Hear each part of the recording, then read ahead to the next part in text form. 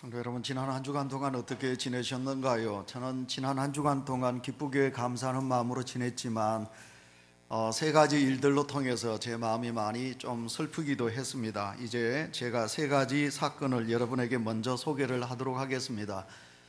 여러분 보시고 제 이야기하는 것을 들으시고 이 시대를 여러분 어떻게 생각하시는지, 기독교인으로서 우리는 시대적인 사명감이 있기 때문에 저의 설교를 듣고 보면서 여러분 한번 깊이 생각해 보시기를 바랍니다. 첫째는 많이도 떠들었고 많이도 문제가 있어서 우리가 너무 가슴 아팠는데, 지금 화면을 보시면 부산에 있는 여학생들이 자기 친구를 무참히도 때립니다.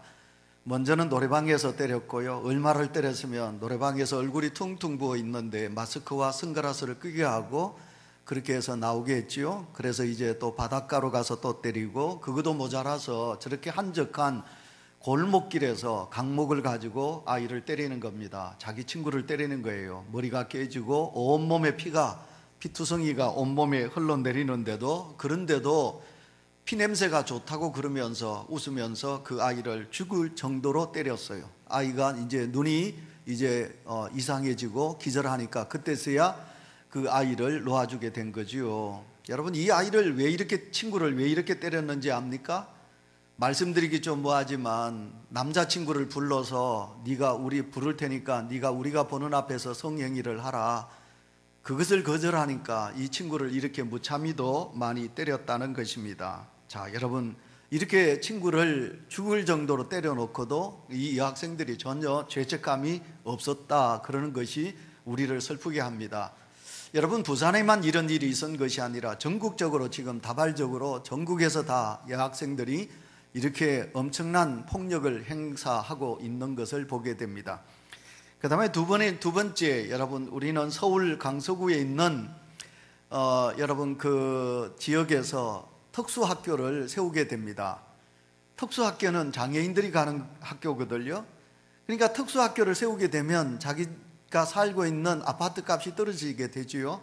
또 여러분, 땅값이 내려가게 됩니다. 그래서 교육청에서 짓고자 하는 특수학교를 짓는 것을 주민들이 다 반대를 하는 거예요. 그래서 교육청에서 이제 강당에다가 모아서 반대하는 사람과 찬성하는 사람들을 모아서 공청회를 하는 거예요. 그런데 이제 주민들이 너도 나도 할 것 없이 반대한다고, 안 된다고. 그러니까 장애인 자녀를 둔 엄마가 제일 먼저 앞에 나와요. 앞에 나와가지고 이제 무릎을 꿇어요. 무릎을 꿇어 울면서 내 아이도 당신들의 아이들과 같이 학교 갈 수 있도록 그렇게 도와주십시오. 제가 이렇게 무릎을 꿇고 간절히 호소합니다. 그랬더니 이제 그 부모들이, 이제 장애인 부모들이 한 명 한 명 나와서 저렇게 이제 무릎을 꿇는 거예요. 저는 너무 가슴이 슬펐어요. 여러분, 그 자식이 온전하지 못한 것도 가슴 아픈데 사회에서 배척을 당하고 내 자녀가, 그 불쌍한 자녀가 학교 가서 똑같이 공부하고 싶은데, 여러분, 자기 이기심 때문에, 땅값이 떨어진다는 이기심 때문에 그것을 반대하는 이 사회가 너무너무 우리 성도들을 슬프게 하고 있는 거예요. 그래서 오늘 우리는 이 그림을 보고, 이 사진을 보면서, 혹시 우리가 살고 있는 이 땅에, 내 아파트 주변에 만약 특수학교가 들어온다면 그러면 나는 찬성할 건가? 혹시 나는 저기 나오는 사람들과 똑같이 팻말을 들고 안 된다고, 못한다고, 우리 마을에는 절대로 특수학교가 들어오면 안 된다고 여러분 혹시 반대하지는 않을까요? 그 다음에 세 번째입니다. 지난 6일날 수요일 저녁에 큰빛교회에서 동국기독교연합회 주최로 여러분 동성애, 그리고 나라를 위한 기도회와 동성애에 대한 현 실태에 대한 강연을 들었어요. 염한섭 목사님이 오셨어요. 그 염한섭 목사님은 의과대학, 연세대학을 나와서 의사면서 목사님이세요. 여러분, 이 염한섭 목사님이 우리나라에 있는 동성애에 대한 현 그 실태를 보고를 했는데, 우리가 이제 화면을 오늘 여러분 보여주지 못해요. 그 화면이 너무너무 충격적인 거예요, 이야기가. 근데 이제 여러분, 그 동성애에 대한 실태에 대한 우리나라 그 모든 것을 강연을 했는데, 몇 가지만 제가 여러분에게 소개를 한다면, 제가 충격받은 것 첫째가 하나가, 우리나라에 남자가 남자를 사랑하고 여자가 여자를 사랑하는 사람들이 얼마냐, 60만 명이 넘어서고 있다는 거예요. 이 숫자에 대해서 저는 많이 충격을 받았어요. 그 다음에 두 번째로는 앱 사진이 나옵니다. 여러분, 이게 이제 이 동성애 서울에서 지금 이제 대구와 서울에서 이 동성애자들이 축제를 하는 장면이고요. 다음 사진을 보시면, 여러분 여기 보시면 인터넷에 앱이 나옵니다. 저기 빨간 게 있는데, 저 앱에 이제 딱 접촉을 하면, 인터넷에 가입을 하게 되면 내가 이제 동성애 이제 애자다, 이렇게 이제 자기를 나타내게 되죠. 그러면 주변에 있는 많은 사람들이 나도 동성애이다, 그래서 나와 함께 성관계를 맺자 하고 이제 자기를 소개하는 거예요. 예를 든다면, 제가 이제 온유교회에 있습니다. 제가 이제 앱에 딱 접속을 하게 되면, 이 동구 지역에 있는, 울산에 있는 동성애 환자들이, 이제 동성애자들이 내가 누구다 하고 자기를 이제 막 소개를 해요. 그럼 가장 가까이 있고, 아니면 내 마음에 딱 마음에 드는 그런 상대자가 있으면 그 사람과 이제 접촉을 하게 되면 그 사람이 어디로 오느냐, 내가 있는 이곳으로 오는 거예요. 온유교회 와서 온유교회 화장실이나 이런 특별한 곳에서, 은밀한 곳에서 이런 성적인 관계를 이루는 것을 번개팅이라고 그래요. 근데 이런 번개팅이 지금 우리나라에서 곳곳에서 이루어지고 있는데, 더 가슴 아픈 것은 중학교 2학년 남자아이가 돈 알바 3만 원을 얻기 위해서 자기가 저기에 가입을 했어요. 그리고 자기가 그런 관계를 했어요. 그리고 관계하고 3만 원의 그 돈을 벌었다는 것을 자랑 삼아 그 인터넷에 쭉 올린 글을 우리가 볼 수 있었어요. 바로 이런 사회 속에 우리는 살고 있습니다. 또 저를 화나게 한 것이 있습니다. 그것이 뭐냐면, 우리나라의 동성애에서, 여러분, 이 동성애, 이건 뭐가 문제냐면 에이즈 환자를 낳는 거예요. 여러분, 제가 1부 예배 때는 이야기했는데 2부 예배 때는 못하겠어요. 넘어갑니다. 여러분, 이 동성애로 통해서 에이즈가 생기는 거예요. 그러면 이 에이즈 환자들이 지금 급속히 일어나고 있는데, 이 염한섭 목사님은 바로 에이즈 환자의 그 요양병원을 경영하고 있고 그곳의 원장이세요. 근데 이 염한섭 목사님의 이야기가 뭐냐, 이 에이즈 환자는 이제 특별히 우리 부모님이 요양병원 가면 월 100만 원 내지 200만 원을 지불해야 돼요. 근데 이 동성애 환자는 병원에 입원하면 100% 국가가 다 지원한다는 거예요. 근데 이 동성애 환자가, 나는 울대병원에 진찰받기 싫어, 나는 서울 가서 서울대병원에서 진찰받고 싶어, 그러면 서울대병원으로 연결시켜 준다는 거예요. 그리고 서울 가는 비행기 표값이나 모든 KT에서 교통요금을 누가 주느냐? 국가에서 준다는 거예요. 이 동성애 환자는 죽을 때까지 국가에서 모든 책임을 진다는 거예요. 우리가 내는 세금으로. 왜 자기들이 성적인 바른 성관계를 하지 않고 이런 문란한 성관계로 인하여 에이즈 환자가 되었는데, 근데 왜 그것을 우리가 국민이 다 세금을 내고 해야 되느냐 말이에요.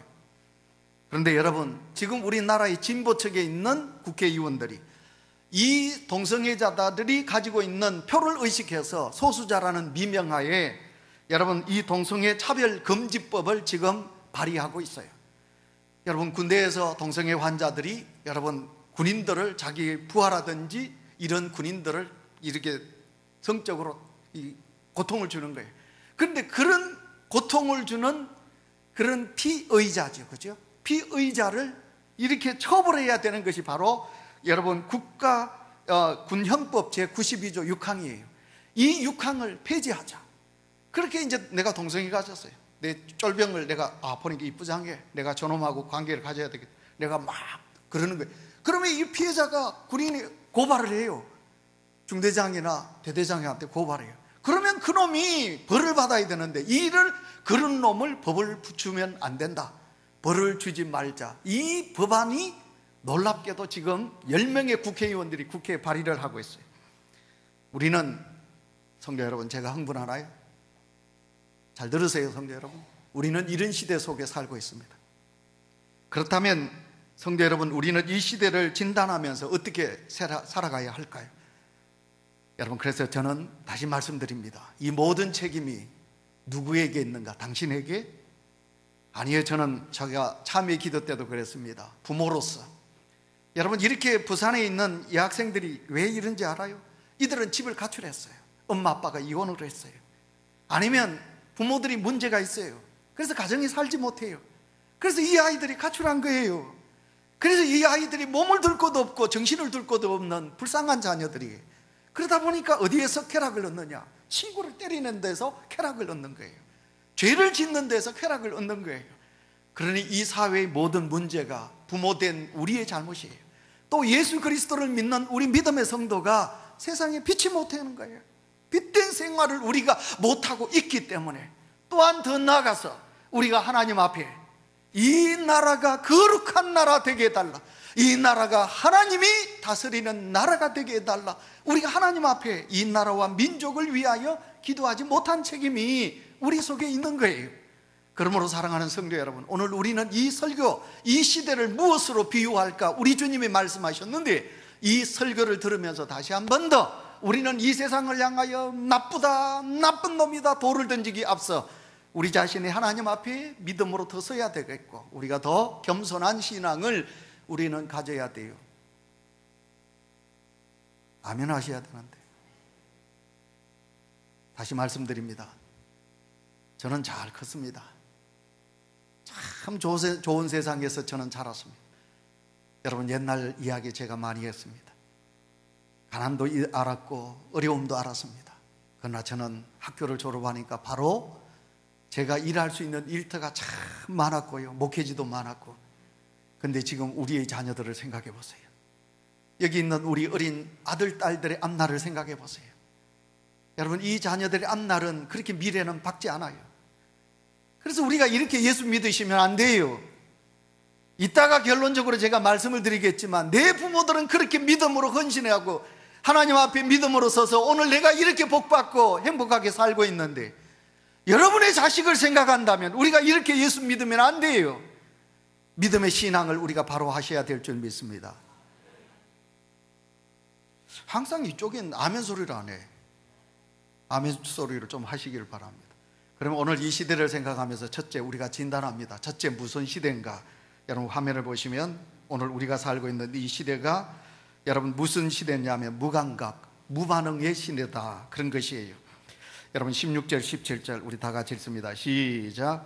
이 세대를 무엇으로 비유할까? 비유하건대 어린아이들이 장터에 앉아 제 동물을 불러 이르되 우리가 너희를 향하여 피리를 불어도 너희가 춤추지 않고 우리가 슬피 울어도 너희가 가슴을 치지 아니하였다 함과 같도다. 아멘.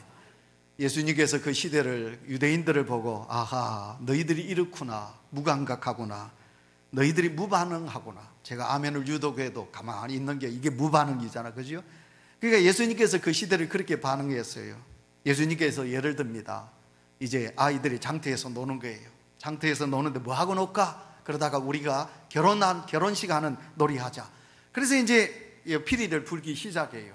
그러면 이제 피리를 불면 이게 춤을 춰야 되잖아, 그죠? 기쁜 일이니까 춤을 춰야 되잖아. 덩실덩실 춤을 춰야 되는데, 아이들이 피리를 불어도 사람들이 춤을 추지 않는 시대가 그 시대라는 거예요. 그러니까 아이들이 재미가 없어. 피리를 불면 춤을 춰야 되는데 춤을 안 추니까 재미가 없어서, 그래서 반대로 어떻게 합니까? 가장 슬픈 에고 이제 눈물을 흘리는 형식으로 장례를 하는 거예요. 그러면 이제 사람들이 어떻게 해야 되나요? 가슴을 치면서, 당신의 집에 사랑하는 사람이 죽어서 슬프니까 눈물을 흘려야 되는데, 아이들이 에고 하고 울어도 아이들이 눈물을 흘리지 않았다. 그것이 바로 그 시대라, 그런 거예요. 여러분, 이것은 철저하게 우리에게 무엇을 말하나? 영적인 무감각을 말씀하고 있습니다. 예수님께서 하나님의 나라를 그렇게 선포하시고 복음을 전하고 그렇게 애쓰시고 노력하는데도 유대인들은 하나같이 우리 주님의 복음을 받아들이지 않아요. 회개하라고 우리 주님이 외쳐도 무리들이 회개하지 않아요. 가슴을 치지 않아요. 통의에 자복하지 않아요. 그래서 오늘 15절 말씀을 보시면 우리 주님께서 뭐라고 말씀하시느냐 하면, 귀 있는 자들은 들어라, 귀 있는 자는 들을지어다. 우리 주님께서 그렇게 말씀하시는 거예요. 자, 여러분, 왜 그럴까요? 현재에만 우리가 마음을 쏟고 있기 때문에 그렇습니다. 여러분, 인간은, 제가 예배를 드릴 때 우리 하나님은 영이시니 하나님의 영이 우리 속에 있어요. 그래서 우리 영은 영원히 사는 거예요. 그래서 우리가 죽으면 천국에 가요. 이 세상이 다가 아닙니다. 자, 그러니까 우리가 왜 이렇게 타락하고 왜 그렇게 사느냐 하면, 이 세상, 이것밖에 생각하지 않아요. 그러니까 내세를 생각하지 않아요. 하나님 앞에 섰을 때 내가 어떻게 될 것인가, 하나님이 날 보고 뭐라고 하실까를 우리가 생각하셔야 돼요. 우리가 천국에 가서 하나님 앞에 칭찬받는 하나님의 사람이 되어야 되는데, 그건 생각하지 않아요. 하나님을 두려워하지 않는단 말이에요. 살아계신 하나님을 두려워하지 않는다는 거예요. 그래서 우리가 지금 이 세상에서 내 마음대로 살아가는 거예요. 그 다음에 왜 그런가요? 물질주의인 거예요. 육체적인 거예요. 우리가 오직 일에는 영을 살찌우고 내 영을 맑게, 내 영을 건강하게, 그게 아니에요. 내 육체의 안락을 위해서 우리가 살아가고 있는 거지요. 그러다 보니까 오늘도 우리는 이렇게 무감각, 무반응 시대 속에 오늘도 살아가고 있지는 아니합니까? 그래서 한 가지 정상이 있어요. 그게 뭔지 압니까? 유행성 스마트폰 중독증이라 그렇게 말해요. 하나님 없이는 살아갈 수 있어요. 근데 요즘 아이들과 우리 성도 여러분, 휴대폰 없으면 사람이 덜덜덜 떨어요. 여러분, 알코올 그 중독자들이 술을 마셨는데 술을 딱 며칠 안 먹으면 덜덜덜덜 떤다니까요. 여러분, 그 알코올 중독자들을 제가 많이 경험을 했어요. 여러분, 그래서 요즘은 하나님 없이는 살아도 휴대폰 없이는 못 산다. 그래서 이 휴대폰을 뭐 언제든지 우리는 막 버스가 와도 뭐 버스 박아도 나를 안 주고 하듯이 막 계속 이것만 보고 그래야 살아요. 이게 뭐냐? 여러분, 휴대폰 유행성 휴대폰 중독증이라 이런 병이 요즘 있습니다. 자, 여러분, 오늘 우리가 사는 시대가 여러분 사무의 시대 속에 삽니다. 화면을 보시기 바랍니다. 첫째가 뭐냐면 무감동 사회입니다. 우리는 감정의 사람들입니다. 동물입니다. 여러분, 우리가 슬프면 울어야 돼요. 기쁘면 함께 기뻐해야 돼요. 근데 여러분, 감정이 메말라 버렸어요. 감정이 병들었어요. 기쁘면 기뻐할 때 기뻐하지 않아요. 슬퍼할 때 슬퍼하지 않아요. 여러분, 정말 기쁜 일이 있는데도 기쁜 마음이 우리 속에 드러나지 않아요. 무감각하게 그렇게 살아가는 시대가 오늘 우리가 살고 있는 무감각, 무감동 사회라 그런 것이 두 번째입니다. 무책임 사회입니다. 여러분, 우리는 책임을 져야 됩니다. 이거 참 중요하지요. 지도자는 지도자의 책임, 부모는 부모의 책임을 져야 합니다. 근데 여러분, 오늘 이 시대 속에 문제 분석은 잘합니다. 뭐가 문제가 있나? 뭐가 잘못이 있나? 당신에게 무슨 죄가 있나? 당신에게 무슨 험이 있나? 우리는 그걸 잘 찾아요. 그런데 문제는 뭐냐? 자기는 돌아볼 줄 몰라요. 그리고 책임을 질 줄 모르는 시대 속에 우리는 살아가요. 그래서 여러분, 어떻게 합니까? 내 탓이요. 이건 없어요, 별로. 요즘은 내 탓이요 별로 없고 뭐가요? 당신 탓이야. 가정에 문제가 있으면 전부 엄마 탓, 마누라 탓, 아니면 신랑 남편 탓. 이게 뭐냐? 오늘 우리가 살아가고 있는 시대입니다. 그 다음에 세 번째, 무관심 사회입니다. 여러분, 극단적인 이기주의입니다. 여러분, 오늘도 우리가 이 이기주의를 생각하셔야 돼요. 누가 뭐래도 이기심이 내 속에 너무 많이 있어요. 저는 슬플 때가 너무 많습니다. 왜 슬프냐 하면 우리 성도님들이 너무 이기적이에요. 자기만을 너무 사랑해요. 근데 조금 사랑하면 뭐예요? 자기 식구만 사랑해요. 남은 어떻든, 교회가 어떻든, 여러분, 사랑은 관심입니다. 사랑하는 사람이 있으면 관심을 가지거든요. 사랑하는 사람이 있으면 관심을 갖는다니까. 유난한 목사님 유난히를 관심하고 알지, 그제? 그건 내가 유난히를 사랑한다는 거거든. 근데 여러분, 요즘 관심이 없어요. 교회가 어떻냐, 목사님이 어떻냐, 성도들이 지금 뭐 어떤데 관심이 없어요. 오직 관심은 누구? 나밖에. 내 가정, 내 자식. 여러분, 저는 우리 예수 믿는 사람은 어쩌든지 타인을 좀 생각하고 배려하는 마음도 있고 남을 좀 생각할 수만 있다면, 그러면 우리 하나님이 얼마나 기뻐할까? 이 마지막은 다른 게 있는 게 아닙니다. 성도 여러분, 이 말세는요, 저는 이 말세 가장 최고로 잡는 게, 말세의 징조 최고는 자기밖에 모르는 이기주의라는 거예요. 근데 세상 사람들은 덜해요. 저와 여러분은 회개합시다. 예수 그리스도를 믿는 성도가 누구보다도 이기적이라는 거예요. 너무 이기적이라는 거예요. 목사님, 아닙니다. 나는 이기적인 거 아니라고, 우리는 아니라고 생각합니다 라고 손들 분 있나요? 우리 예수 믿는 성도들 너무 이기적인 거예요. 솔직히 저도 이기적인 사람이에요. 그래서 목사는 맞이가 되어야 된다, 막내기보다. 형 많은 동생은 없다. 자, 이기주의가 우리가 팽배합니다. 그 다음에 무목적입니다. 괜히 애쓰고 수고하는데 무엇을 위하여 수고하고 애쓰는지를 모르고 목적 없이 살아간다는 거예요. 이것이 무목적이다. 자, 그러면 이기심을 다시 한번 제가 이야기하겠습니다. 어느 여청년이 노청년이 이제 기도 잘하는 목사님에게, 응답받는 목사님에게 찾아갔어요. 목사님, 저를 위해서 기도해 주세요. 제가 시집을 가야 돼요. 그래, 신랑이 어떤 사람입니까? 목사님 물었어요. 그랬더니 어느 가정에 애도 몇 명 있고 그런 유부남입니다. 이렇게 답을 했어요. 그러니까 목사님이 어디 가정, 그러면 그 가정이 깨어지지. 그런 기도는 내가 해줄 수 없다. 그리고는 그 처녀를 나무랐어요. 그랬더니 그 노처녀가 뭐라고 말하느냐 하면, 목사님, 그러기 때문에 제가 목사님에게 기도를 부탁하는 거예요. 내가 어떻게 기도해야 되는데? 그랬더니 그 처녀가 이렇게 말해요. 그 유부남의 아내가 애인이 생기도록 기도해 주세요. 여러분, 이거 이해되나요? 내가 사랑하는 그 유부남의 아내 되는 여자가 애인이 생기면 가정이 파탄된다는 거예요.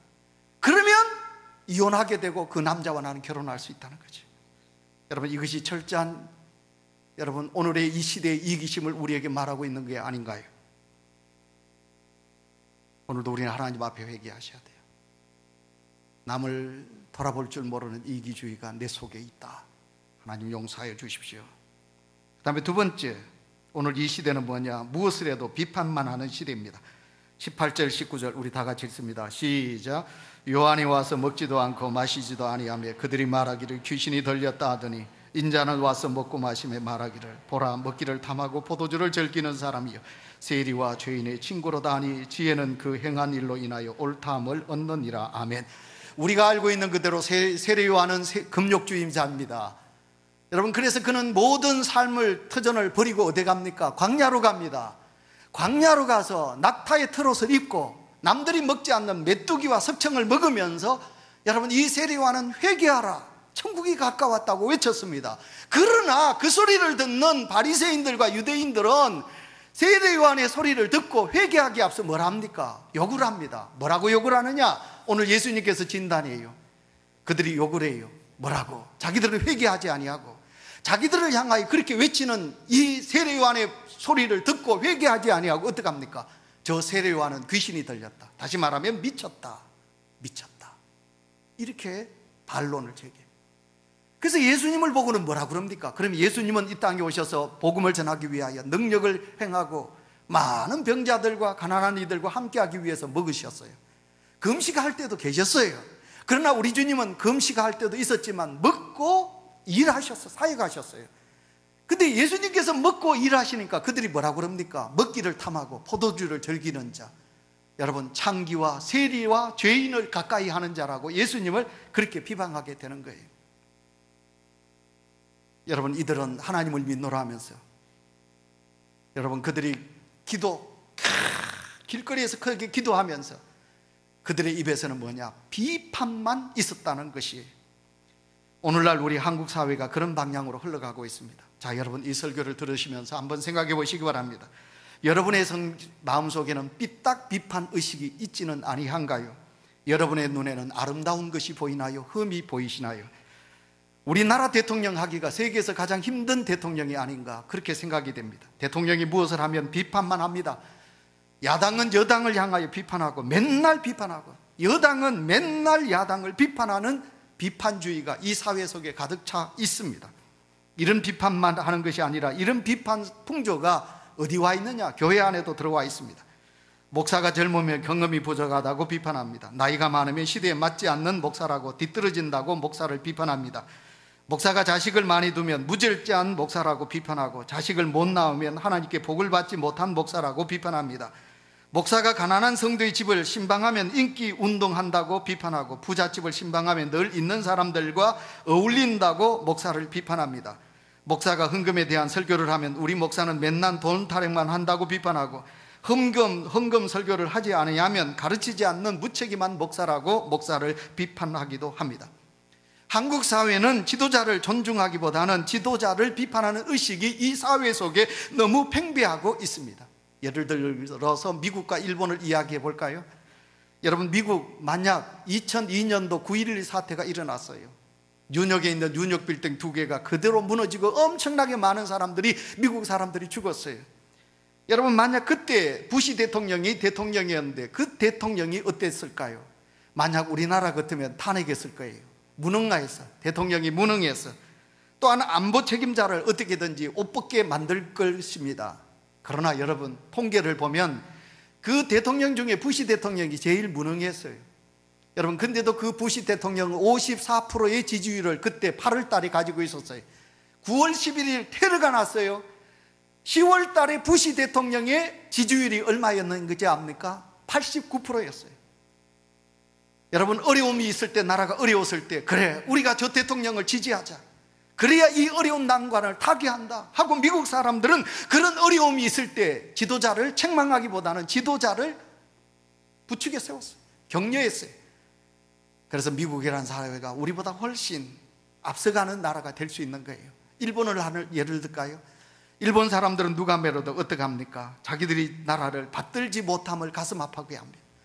총리가 이제 하고 있는 일들을 순종하지 못하고 총리를 위하지 못한다는 것이 그들에겐 아픔이라는 거예요. 일본 사람들이.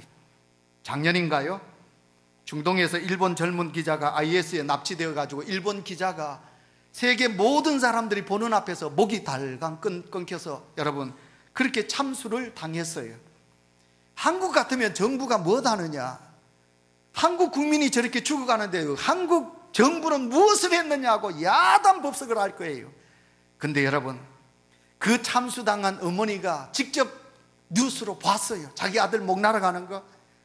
근데 그 어머니가 기자회견을 해서 뭐라고 이야기했느냐 하면, 내 아들 때문에 이 일본 정부와 국민들에게 부담을 안겨주어서 죄송합니다.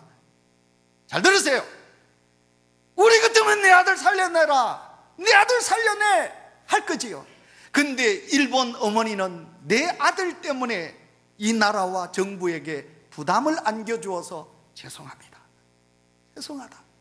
이게 일본 사람들이 가지고 있는 정신이에요. 이런 말이 있습니다. 헌금에 대해서 비판하는 사람 중에 바르게 헌금을 하는 자가 없고, 기도에 대해서 비판하는 사람 중에 바르게 기도하는 사람이 별로 없고, 전도에 대해서 비판하는 사람 중에 바르게 전도하는 사람이 없다라는 말이 있습니다. 우리 예수 그리스도를 믿는 성도는 비판보다는 10대의 향기, 잘한다고 격려하고 칭찬하고 남을 위로하는 사람이 되었으면 좋겠습니다. 그런 사람으로 살아가는 은혜가 우리 온유재단에 넘쳐나시기를 축원합니다. 세 번째입니다. 회개할 줄 모르는 시대입니다. 20절부터 22절 우리 다 같이 있습니다. 예수께서 시작. 예수께서 권능을 가장 많이 행하신 곳,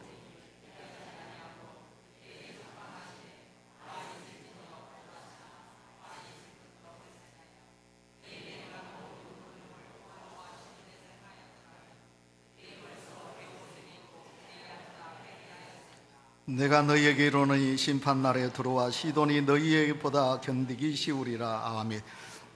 예수님께서 화 있을진저 20절에 그랬죠. 우리 주님은 사랑이신지라 그렇게 화를 낸 적이 별로 없어요. 그러나 우리 주님은 여러분 유대인들과 바리새인들을 향하여 아주 화를 내셨어요. 화 있을진저 우리 주님께서 그렇게 화를 내셨어요. 우리 주님이 그렇게 화를 내신 것은 우리 주님께서 누구보다도 고라신과 그리고 베세다입니다.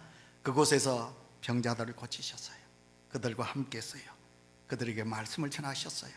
얼마나 힘이 들면 공중에 나는 새도 여우도 깃들 곳이 있는데 인자는 머리 둘 곳이 없다. 그렇게 바쁘게 그렇게 힘들게 누구를, 베세다에 있는 환자들과 귀신 들린 자들과 배고픈 자들에게 예수님께서는 사역을 감당하셨어요. 그런데 우리 주님이 그렇게 하셨는데도 이 베세다 사람들, 고라신의 사람들이 회개하지 않아요. 복음을 받아들이지 않아요. 우리 주님 앞에 주여 그렇게 주님 앞에 나와서 회개하지 않아요. 우리 주님이 보시니 너무너무 기가 찬 거예요.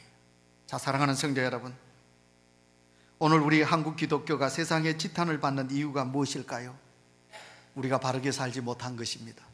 예수 믿노라 하면서도 우리가 세상에 빛이 되지 못한 것입니다. 여기에 대해서 반론을 제기할 수 있나요? 하나님의 성도들이 누구보다도 이기적이에요. 예수 믿는 사람들끼리는 사랑하고 가까이 하면서도 여러분 이웃을 돌아보지 못해요.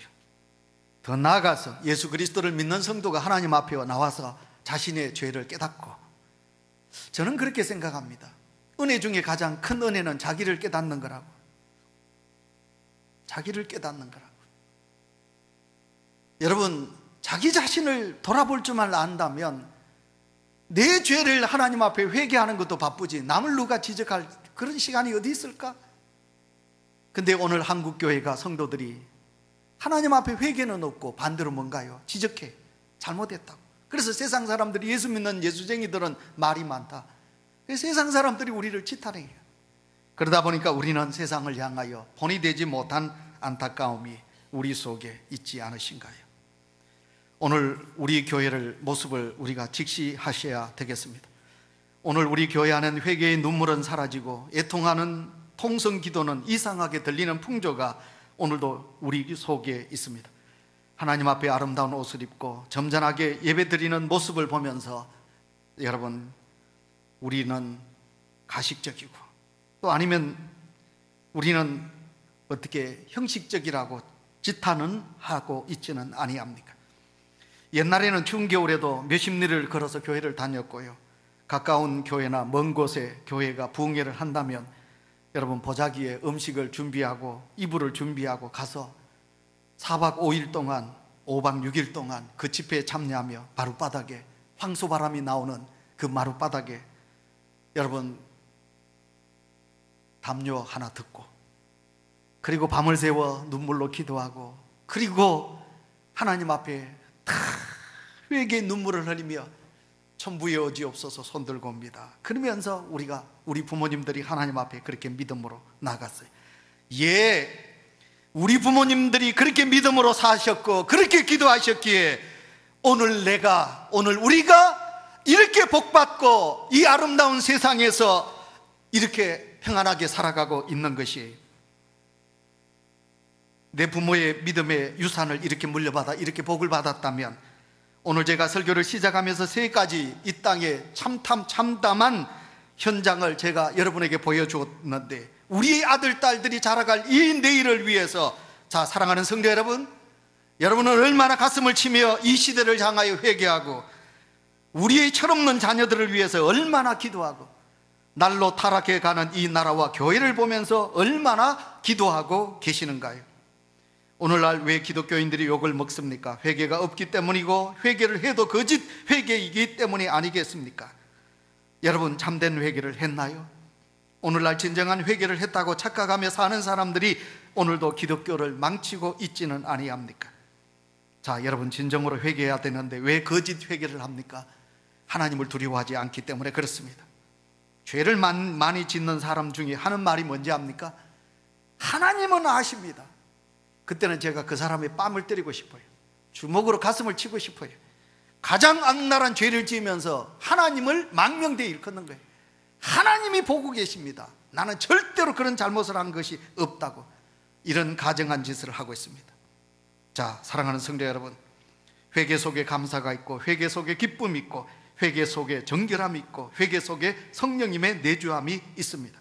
회개 없는 신앙생활은 스스로 속고 있는 것입니다. 저는 오늘 여러분에게 이 시대를 말할 때 무감각, 무반응의 시대라고 했고, 두 번째 무조건 비판하는 시대라고 했고, 세 번째 죄를 짓고도 회개하지 않는 시대라고 했습니다. 온유교회 성도 여러분, 오늘 주신 말씀을 우리가 겸허하게 우리가 받아들입시다.